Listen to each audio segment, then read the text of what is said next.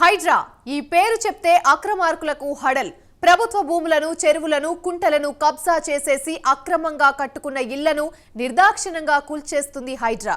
అయితే ఇప్పటి వరకు ఒక లెక్క, ఇప్పటి నుంచి ఇంకో లెక్క అన్నట్లుగా హైడ్రా ఆపరేషన్స్ ఉండబోతున్నాయా? హైడ్రా హై పవర్స్ కు ఆమోదముద్ర పడ్డంతో ఇక హైడ్రా దూకుడు నెక్స్ట్ లెవెల్ కు చేరినట్లేనా?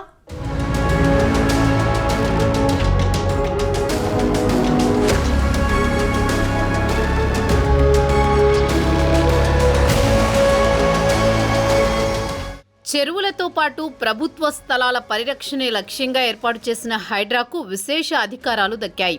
ఈ మేరకు రేవంత్ సర్కార్ తీసుకొచ్చిన జీవోకి గవర్నర్ జిష్ణుదేవ్ వర్మ ఆమోదముద్ర వేశారు.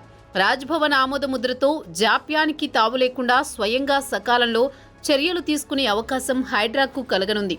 విపత్తు స్పందన, ఆస్తుల పర్యవేక్షణ, పరిరక్షణ ఏజెన్సీ హైడ్రాకి విస్తృత అధికారాలు కల్పిస్తూ ప్రభుత్వం తీసుకువచ్చిన ఆర్డినెన్స్ కు గవర్నర్ జిష్ణుదేవ్ వర్మ ఆమోదం తెలిపారు. రాజముద్ర పడడంతో ఇకపై హైడ్రా చేపట్టే అన్ని కార్యకలాపాలకు చట్టబద్ధత లభించింది. ఇక ఆ చట్టాన్ని వచ్చే అసెంబ్లీ సమావేశాల్లో బిల్లు ప్రవేశపెట్టి ఆమోదించనున్నట్లు తెలుస్తోంది. అప్పటి వరకు హైడ్రాకి ఈ ఆర్డినెన్స్ రక్షణగా ఉండనుంది.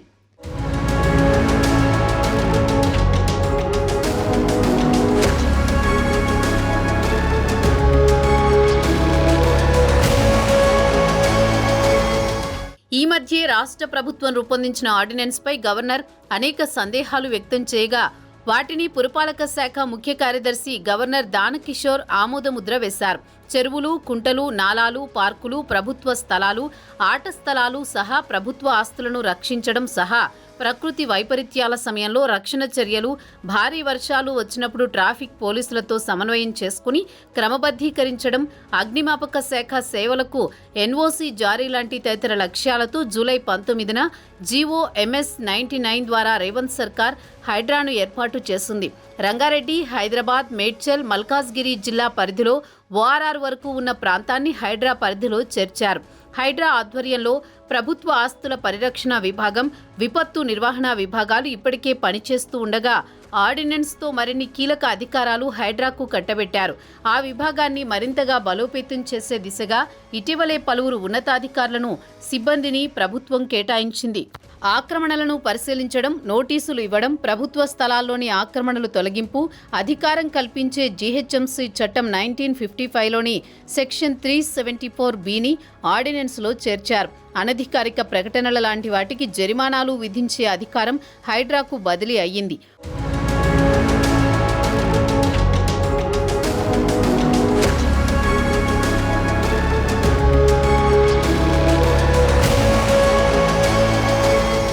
పురపాలక చట్టం 2019 ప్రకారం సంబంధిత కార్పొరేషన్, మున్సిపాలిటీ కమిషనర్కి ఉన్న అధికారాలు, బీపాస్ చట్టం 2020 ప్రకారం జోనల్ కమిషనర్ నేతృత్వంలోని జోనల్ టాస్క్ ఫోర్స్, కలెక్టర్ నేతృత్వంలోని జిల్లా టాస్క్ ఫోర్స్కు ఉన్న అధికారాలను హైడ్రాకు ఇచ్చారు. HMDA చట్టం 2008లోని పలు సెక్షన్ల కింద కమిషనర్కు ఉన్న అధికారం, భూ ఆదాయ చట్టంలోని సెక్షన్ 1317(f) ప్రకారం ఆక్రమణల తొలగింపు, ఆస్తుల పరిరక్షణకి RDO, కలెక్టర్కు ఉన్న అధికారాలు అవే అంశాలకు సంబంధించి నీటిపారుదల చట్టంలోని హైడ్రాకు కట్టబెట్టారు. నిర్మాణాలపై చర్యలు తీసుకోవడంలో జాప్యానికి తావు లేకుండా హైడ్రా కొత్త అధికారాలతో స్వయంగా చర్యలను సకాలంలో తీసుకోగలుగుతుంది.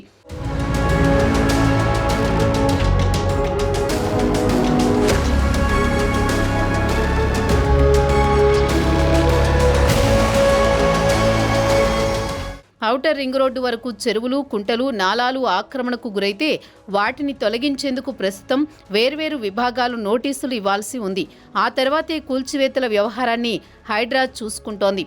వివిధ ప్రభుత్వ విభాగాల సమన్వయంతో వాటి చట్టాల మేరకు హైడ్రా చర్యలు తీసుకోవాల్సి వస్తోంది. అయితే ఇప్పుడు ఆర్డినెన్స్ ద్వారా జీహెచ్ఎంసీ, HMDA, రెవెన్యూ, నీటిపారుదల శాఖలకు ఉన్న అధికారాలన్నీ హైడ్రాకు సంక్రమించబోతున్నాయి. హైకోర్టు సైతం హైడ్రా చర్యలపై తీవ్ర ఆగ్రహం వ్యక్తం చేసినా ప్రభుత్వం మాత్రం హైడ్రా విషయంలో ముందుకే వెళుతోంది. అయితే నిర్దిష్టమైన విధి విధానాలు, మార్గదర్శకాలు, గైడ్లైన్స్, చట్టబద్ధత లాంటివేవీ లేకుండా తొందరపాటుతో తీసుకునే నిర్ణయాలను మాత్రమే న్యాయస్థానం తప్పుబట్టింది. ఈ పరిస్థితుల్లో గవర్నర్ ఈ ఆర్డినెన్స్కు ఆమోదం తెలపడంతో త్వరలో జరగనున్న అసెంబ్లీ సెషన్లో బిల్లును ప్రవేశపెట్టి ఆమోదం పొందడంతో హైడ్రాకు చట్టబద్ధత లభించనుంది.